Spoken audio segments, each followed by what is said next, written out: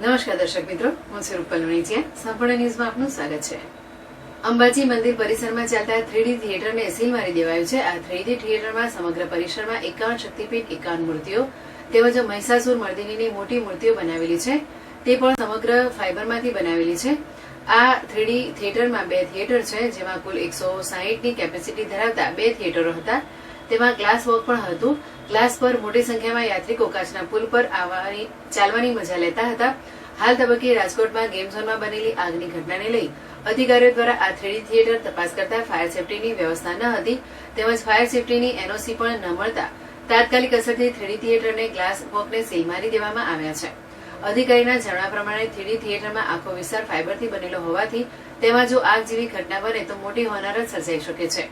તેવી પરિસ્થિતિને ધ્યાનમાં લેતા તાત્કાલિક અસરથી યાત્રિકો આ 3D થિયેટરમાં ન જઈ શકે અને કોઈ હોનારત ન સર્જાય તેને લઈને સીલ મારવાની કામગીરી કરવામાં આવી હતી અને ફાયર સેફટીની સુવિધા અને એનઓસી ઉપલબ્ધ કરાવીને મેળવ્યા બાદ આ સીલ ખોલવાની પ્રક્રિયા હાથ ધરાશે તેમ અંબાજી મંદિરના અધિક કલેક્ટર અને વહીવટદાર કૌશિક મોદીએ જણાવ્યું હતું. રાજકોટ કાંડ બાદ સમગ્ર ગુજરાતમાં ફાયર વિભાગ દ્વારા તપાસ હાથ ધરવામાં આવી હતી. ત્યારે ગુજરાતના સૌથી મોટા શક્તિપીઠ અંબાજી મંદિરના ચાચર ચોક નીચે આવેલા 3D સિનેમામાં પણ ચેકિંગ હાથ ધરવામાં આવ્યું હતું.